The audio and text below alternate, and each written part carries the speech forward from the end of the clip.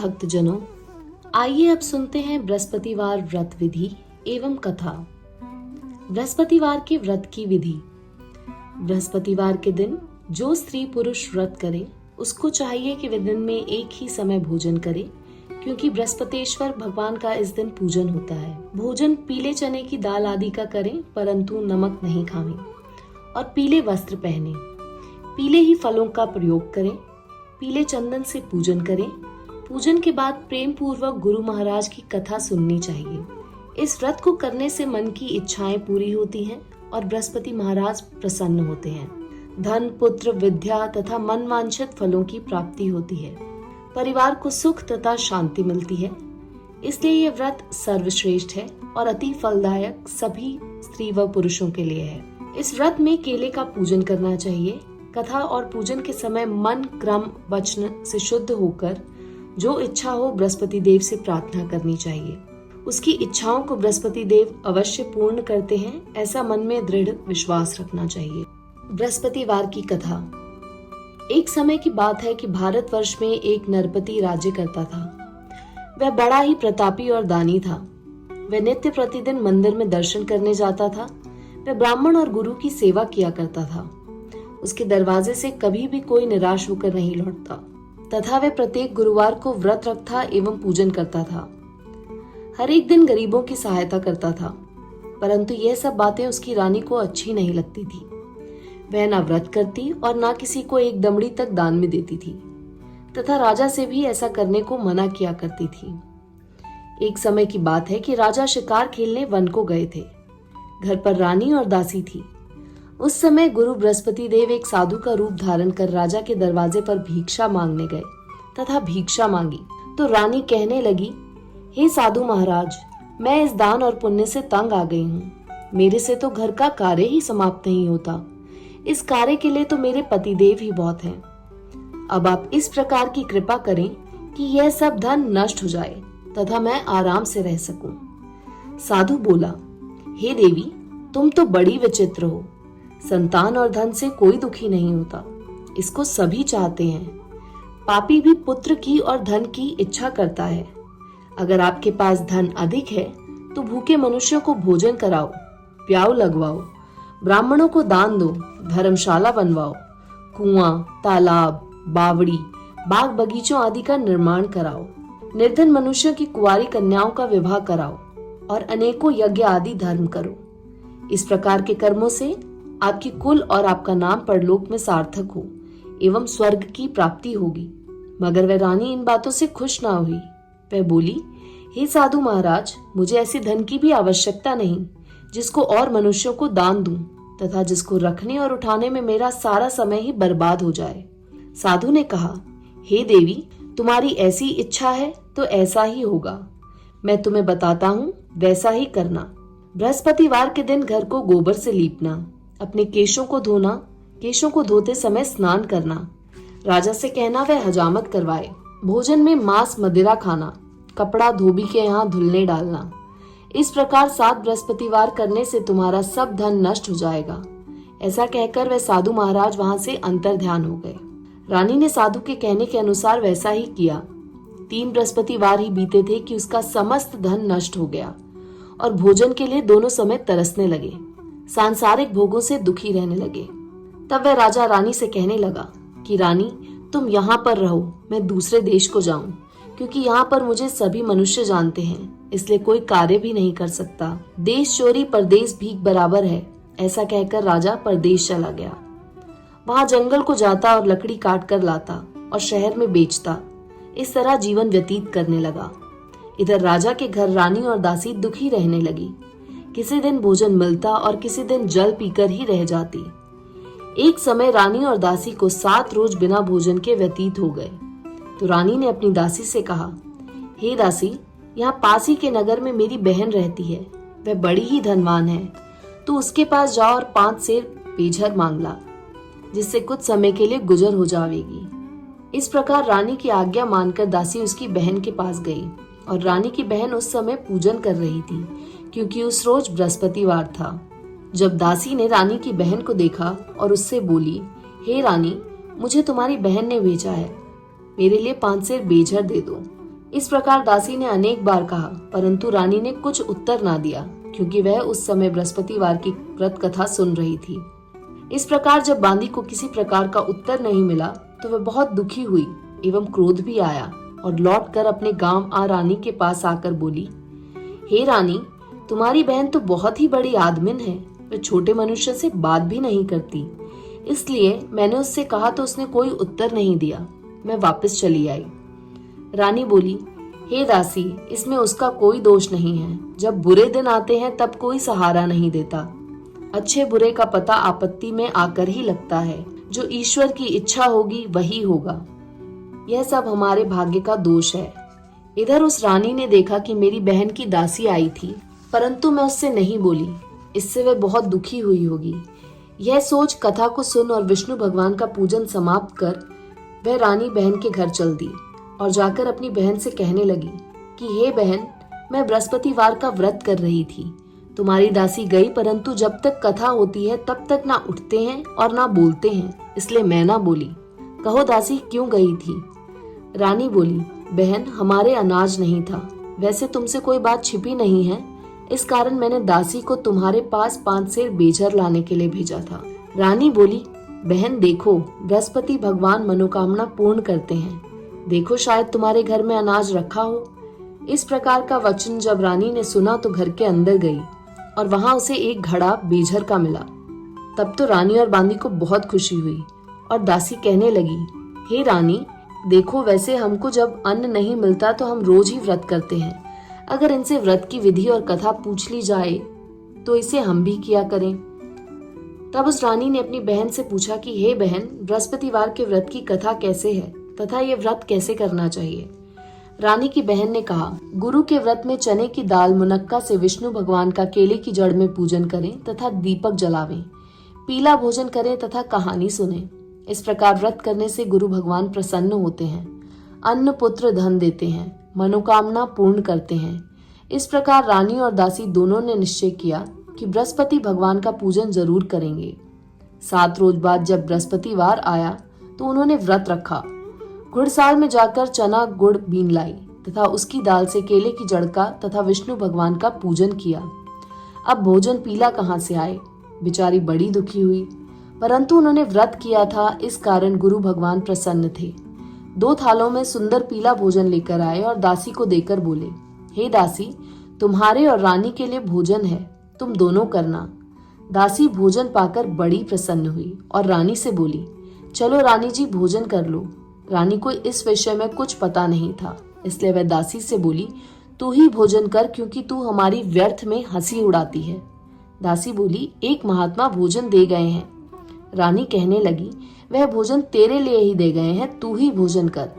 दासी ने कहा, वह महात्मा हम दोनों को 2 थालों में भोजन दे गए हैं, इसलिए हम और तुम दोनों ही साथ साथ भोजन करेंगी। इस प्रकार रानी और बांदी दोनों ने गुरु भगवान को नमस्कार कर भोजन प्रारंभ किया तथा अब वह प्रत्येक बृहस्पतिवार को गुरु भगवान का व्रत और विष्णु पूजन करने लगी। बृहस्पति भगवान की कृपा से फिर रानी और दासी के पास धन हो गया। रानी फिर उसी प्रकार आलस्य करने लगी। तब दासी बोली, देखो रानी, तुम पहले इस प्रकार आलस्य करती थी, तुम्हें धन रखने में कष्ट होता था, इस कारण सभी धन नष्ट हो गया। अब गुरु भगवान की कृपा से धन मिला है तो फिर तुम्हें आलस्य होता है। बड़ी मुसीबतों के बाद हमने ये धन पाया है, इसलिए हमें दान पुण्य करना चाहिए तथा भूखे मनुष्यों को भोजन कराना चाहिए।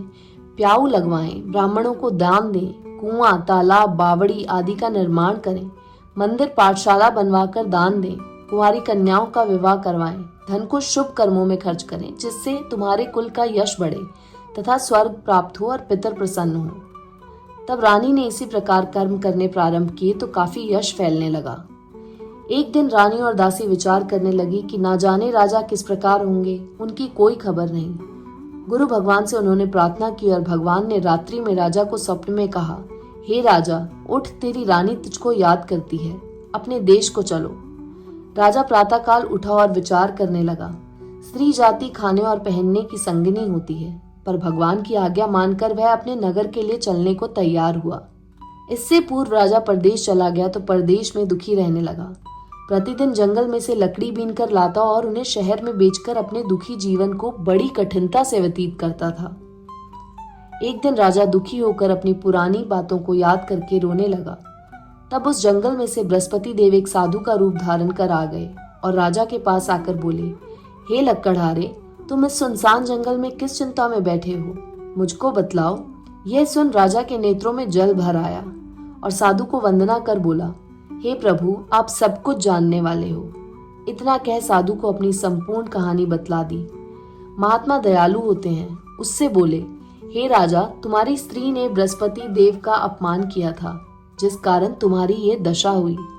अब तुम किसी प्रकार की चिंता मत करो, भगवान तुम्हें पहले से अधिक धनवान करेंगे।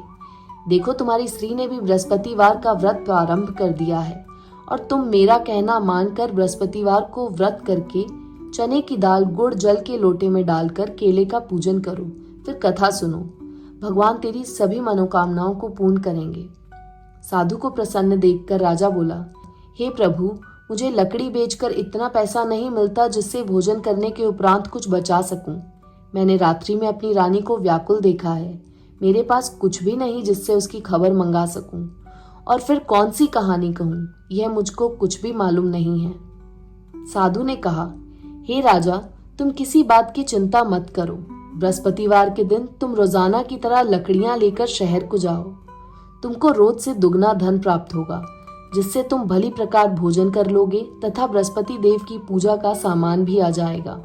और बृहस्पतिवार की कहानी निम्न प्रकार से है। बृहस्पति देव की कहानी। प्राचीन काल में एक ब्राह्मण रहता था। वह बहुत निर्धन था। उसके कोई भी संतान नहीं थी। उसकी स्त्री बहुत मलिनता के साथ रहती थी। वह स्नान न करती, किसी देवता का पूजन न करती, प्रातःकाल उठते ही सर्वप्रथम भोजन करती, बाद में कोई अन्य कार्य करती थी। इससे ब्राह्मण देवता बड़े दुखी थे। बेचारे बहुत कुछ कहते थे, किंतु उसका कोई परिणाम न निकला। भगवान की कृपा से ब्राह्मण की स्त्री के कन्या रूपी रत्न पैदा हुआ और वह कन्या अपने पिता के घर में बड़ी होने लगी। वह बालिका प्रातः स्नान करके विष्णु भगवान का जाप करने लगी, बृहस्पतिवार को व्रत करने लगी। अपने पूजन पाठ को समाप्त करके स्कूल जाती तो अपनी मुट्ठी में जौ भरकर ले जाती और पाठशाला के मार्ग में डालती जाती। तब ये जौ स्वर्ण के हो जाते। लौटते समय उनको बीनकर घर को ले आती थी। एक दिन वह बालिका सूप में उन सोने के जौओं को फटक कर साफ कर रही थी। उसके पिता ने देख लिया और कहा, बेटी, सोने के जौं को फटकने के लिए सोने का सूप होना चाहिए। दूसरे दिन बृहस्पतिवार था। इस कन्या ने व्रत रखा और बृहस्पति देव से प्रार्थना करके कहा, हे प्रभु, मैंने आपकी पूजा सच्चे मन से की है, तो मेरे लिए सोने का सूप दे दो। बृहस्पति देव ने उसकी प्रार्थना स्वीकार कर ली। रोजाना की तरह जब वह कन्या जौ फैलाती हुई जाने लगी, जब लौटकर जौ बीन रही थी तो बृहस्पति देव की कृपा से सोने का सूप मिला। उसे वह घर ले आई और उससे जौ साफ करने लगी, परंतु उसकी माँ का वही ढंग रहा। एक दिन की बात है कि वह कन्या सोने के सूप में जौ साफ कर रही थी। उस शहर का राजपुत्र वहां होकर निकला। इस कन्या के रूप और कार्य को देखकर मोहित हो गया तथा अपने घर आकर भोजन तथा जल त्याग कर उदास होकर लेट गया। राजा को जब इस बात का पता लगा तो अपने प्रधानमंत्रियों के साथ उसके पास गए और बोले, हे बेटा, तुम्हारा किसी ने अपमान किया है अथवा कोई और कारण हो सो कहो, मैं वही कार्य करूंगा जिससे तुम्हें प्रसन्नता हो। अपने पिता की राजकुमार ने बातें सुनी तो वह बोला, मुझे आपकी कृपा से किसी बात का दुख नहीं है। किसी ने मेरा अपमान नहीं किया है, परंतु मैं उस लड़की के साथ विवाह करना चाहता हूँ जो सोने के सूप में जौ साफ कर रही थी। यह सुन राजा आश्चर्य में पड़ा और बोला, हे बेटा, इस तरह की कन्या का पता तुम ही लगाओ, मैं उसके साथ तेरा विवाह अवश्य ही करवा दूंगा। राजकुमार ने उस लड़की के घर का पता बतलाया। तब मंत्री उस लड़की के घर गए और ब्राह्मण देवता को सभी हाल बतलाया। ब्राह्मण की कन्या का विवाह राजकुमार के साथ हो गया। कन्या के घर से जाते ही पहले की भांति उस ब्राह्मण देवता के घर में गरीबी का निवास हो गया। अब भोजन के लिए भी अन्न बड़ी मुश्किल से मिलता था। एक दिन दुखी होकर ब्राह्मण देवता अपनी पुत्री के पास गए। बेटी ने पिता की दुखी अवस्था को देखा और अपनी माँ का हाल पूछा। तब ब्राह्मण ने सभी हाल कहा। कन्या ने बहुत सा धन देकर अपने पिता को विदा कर दिया। इस तरह ब्राह्मण का कुछ समय सुखपूर्वक व्यतीत हुआ। कुछ दिन बाद फिर वही हाल हो गया। ब्राह्मण फिर अपनी कन्या के यहाँ गया और सभी हाल कहा तो लड़की बोली, हे पिताजी, आप माताजी को यहाँ लिवा लाओ, मैं उसे विधि बता दूंगी जिससे गरीबी दूर हो जाए। वह ब्राह्मण देवता अपनी स्त्री को साथ लेकर पहुंचे तो पुत्री अपनी माँ को समझाने लगी, हे माँ, तुम प्रातःकाल उठकर प्रथम स्नान आदि करके विष्णु भगवान का पूजन करो तो सब दरिद्रता दूर हो जाएगी। परंतु उसकी माँ ने एक भी बात नहीं मानी और प्रातःकाल उठकर अपनी पुत्री के बच्चों की जूठन को खा लिया। एक दिन उसकी पुत्री को भी बहुत गुस्सा आया और एक कोठरी से सभी सामान निकाल दिया और अपनी माँ को उसमें बंद कर दिया। प्रातःकाल उसमें से निकाला तथा स्नान आदि करा के पाठ करवाया तो उसकी माँ की बुद्धि भी ठीक हो गई और फिर प्रत्येक बृहस्पतिवार को व्रत रखने लगी। इस व्रत के प्रभाव से उसकी माँ भी बहुत ही धनवान तथा पुत्रवती हो गई और बृहस्पति जी के प्रभाव से स्वर्ग को प्राप्त हुई तथा वह ब्राह्मण भी सुख पूर्वक इस लोक के सुख भोग कर स्वर्ग को प्राप्त हुए। इस तरह कहानी कहकर साधु देवता वहां से लोप हो गए। धीरे धीरे समय व्यतीत होने पर फिर वही बृहस्पतिवार का दिन आया। राजा जंगल से लकड़ी काटकर किसी शहर में बेचने गया। उसे उस दिन और दिन से अधिक पैसा मिला। राजा ने चना गुड़ आदि लाकर बृहस्पतिवार का व्रत किया। उस दिन से उसके सभी कलेश दूर हुए। परंतु बेचारा जब दोबारा बृहस्पतिवार का दिन आया तो बृहस्पतिवार का व्रत करना भूल गया। इस कारण बृहस्पति भगवान नाराज हो गए। उस दिन उस नगर के राजा ने विशाल यज्ञ का आयोजन किया तथा शहर में ये घोषणा करा दी कि कोई भी मनुष्य अपने घर भोजन ना बनावे, ना आग जलावे। समस्त नर नारी मेरे यहाँ भोजन करने आवे। इस आज्ञा को जो ना मानेगा उसके लिए फांसी की सजा दी जाएगी। इस तरह की घोषणा संपूर्ण नगर में करवा दी गई। राजा की आज्ञा अनुसार शहर के सभी लोग भोजन करने गए, लेकिन लक्कड़हारा कुछ देर से पहुंचा, इसलिए राजा उसको अपने साथ घर लिवा ले गए और ले जाकर भोजन करा रहे थे तो रानी की दृष्टि उस खूंटी पर पड़ी जिस पर उसका हार लटका हुआ था। वह वहां पर दिखाई नहीं दिया। रानी ने निश्चय किया कि मेरा हार इस मनुष्य ने चुरा लिया है। उसी समय पुलिस को बुलवाकर उसको जेल खाने में डलवा दिया। जब राजा जेल खाने में पड़ गया और बहुत दुखी होकर विचार करने लगा कि न जाने कौन से पूर्व जन्म के कर्म से मेरे लिए दुख प्राप्त हुआ है, और उसी साधु को याद करके रोने लगा जो कि जंगल में मिला था। उसी समय तत्काल बृहस्पति देव साधु के रूप में प्रकट हो गए और उसकी दशा को देखकर कहने लगे, अरे मूर्ख, तूने बृहस्पति देव की कथा नहीं करी, इस कारण तेरे को दुख प्राप्त हुआ है। अब चिंता मत कर, बृहस्पतिवार के दिन जेल खाने के दरवाजे पर 4 पैसे पड़े मिलेंगे, उनसे तू बृहस्पति देव की पूजा करना, तेरे सभी कष्ट दूर हो जाएंगे। बृहस्पतिवार के रोज उसे 4 पैसे मिले। राजा ने कथा कही। उसी रात्रि को बृहस्पति देव ने उस नगर के राजा के स्वप्न में कहा, हे राजा, तुमने जिस आदमी को जेल खाने में बंद कर दिया है वह निर्दोष है, वह राजा है, उसे छोड़ देना। रानी का हार उसी खूंटी पर लटका हुआ है। अगर तू ऐसा नहीं करेगा तो मैं तेरे राज्य को नष्ट कर दूंगा। इस तरह के रात्रि स्वप्न को देख राजा प्रातःकाल उठा और खूंटी पर हार देखकर लक्कड़हारे को बुलाकर क्षमा मांगी तथा राजा को योग्य सुंदर वस्त्र आभूषण देकर विदा किया तथा गुरुदेव की आज्ञा अनुसार राजा अपने नगर को चल दिया। राजा जब नगर के निकट पहुंचा तो उसे बड़ा आश्चर्य हुआ। नगर में पहले से अधिक बाग, तालाब और कुएं तथा बहुत सी धर्मशाला, मंदिर आदि बन गए थे। राजा ने पूछा, ये किसका बाग और धर्मशाला है? तब नगर के सब लोग कहने लगे, यह सब रानी और बांदी के हैं। राजा को आश्चर्य हुआ और गुस्सा भी आया। जब रानी ने यह खबर सुनी कि राजा आ रहे हैं तो उसने बांदी से कहा कि हे दासी, देख राजा हमको कितनी बुरी हालत में छोड़ गए थे, वह हमारी ऐसी हालत देखकर लौट ना जाएं, इसलिए तू दरवाजे पर खड़ी हो जा। आज्ञा अनुसार दासी दरवाजे पर खड़ी हो गई और राजा आए तो उन्हें अपने साथ लिवा लाई। तब राजा ने क्रोध करके अपनी तलवार निकाली और पूछने लगे, यह बताओ कि ये धन तुम्हें कैसे प्राप्त हुआ? तब उन्होंने कहा, हमें ये सब धन बृहस्पति देव के इस व्रत के प्रभाव से प्राप्त हुआ है। राजा ने निश्चय किया कि 7 रोज बाद तो सभी बृहस्पति देव का पूजन करते हैं, परंतु मैं रोजाना दिन में 3 बारी कहानी कहा करूंगा तथा रोज व्रत किया करूंगा। अब हर समय राजा के दुपट्टे में चने की दाल बंधी रहती तथा दिन में 3 बारी कहानी कहता। एक रोज राजा ने विचार किया कि चलो अपनी बहन के यहाँ हुआ में। इस तरह निश्चय कर राजा घोड़े पर सवार हो अपनी बहन के यहाँ को चलने लगा।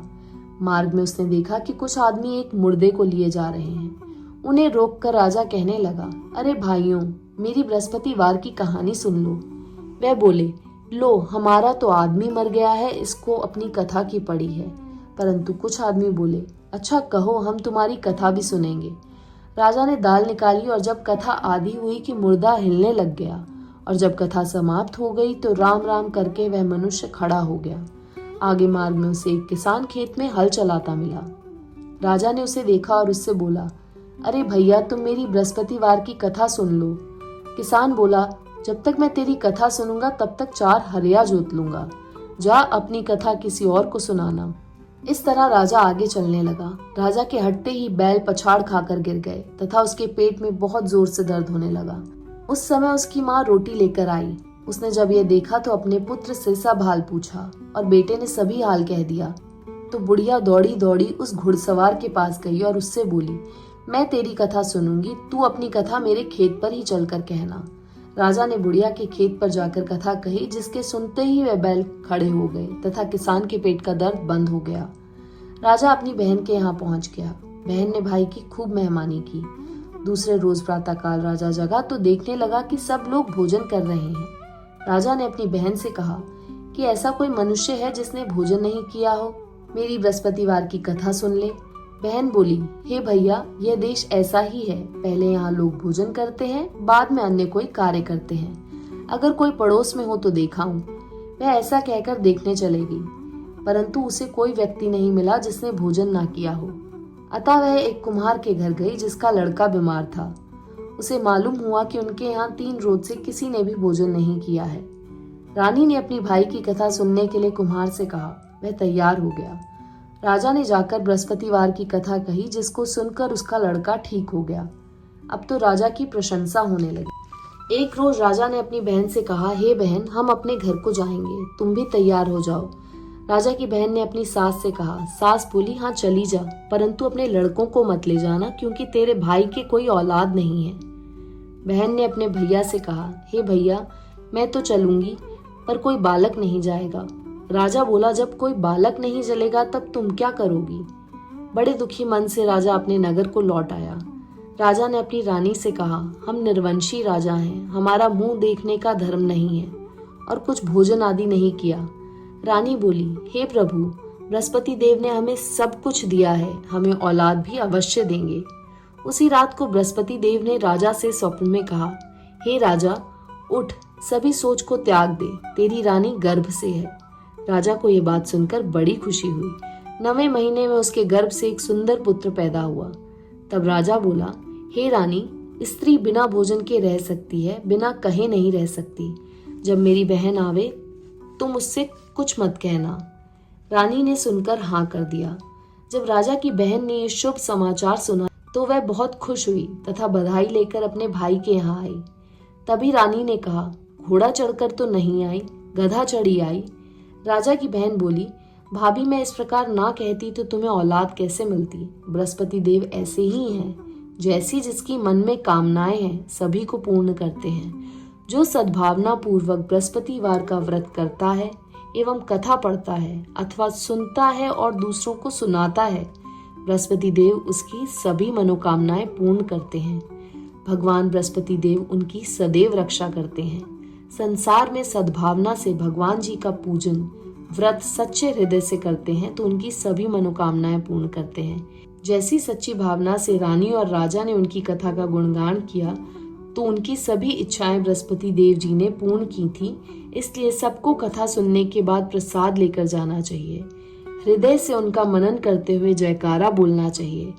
बोलो बृहस्पति देव भगवान की जय, विष्णु भगवान की जय। बृहस्पति देव की आरती। ओम जय बृहस्पति देवा, स्वामी जय बृहस्पति देवा। छिन छिन भोग लगाऊं, छिन छिन भोग लगाऊं, कदली फल मेवा। ओम जय बृहस्पति देवा, तुम पूरण परमात्मा, तुम अंतर्यामी, स्वामी तुम अंतर्यामी। जगत पिता जगदीश्वर, तुम सबके स्वामी। ओम जय बृहस्पति देवा। चरणामृत निज निर्मल सब पातक हरता। स्वामी सब पातक हरता। सकल मनोरथ दायक कृपा करो भरता। ओम जय बृहस्पति देवा। तन मन धन अर्पण कर जो जन शरण पड़े। स्वामी जो जन शरण पड़े। प्रभु प्रकट तब हो कर आकर द्वार खड़े। ओम जय बृहस्पति देवा। दीन दयाल दयानिधि भगतन हितकारी। स्वामी भगतन हितकारी। पाप दोष सब हरता भव बंधन हारी। ओम जय बृहस्पति देवा। सकल मनोरथ दायक सब संशय तारो। स्वामी सब संशय तारो। विषय विकार मिटाओ संतन सुखकारी। ओम जय बृहस्पति देवा। जो कोई आरती तेरी प्रेम सहित गावे। स्वामी श्रद्धा सहित गावे। ज्येष्ठानंद बंद सो निश्चय पावे। ओम जय बृहस्पति देवा। सब बोलो विष्णु भगवान की जय।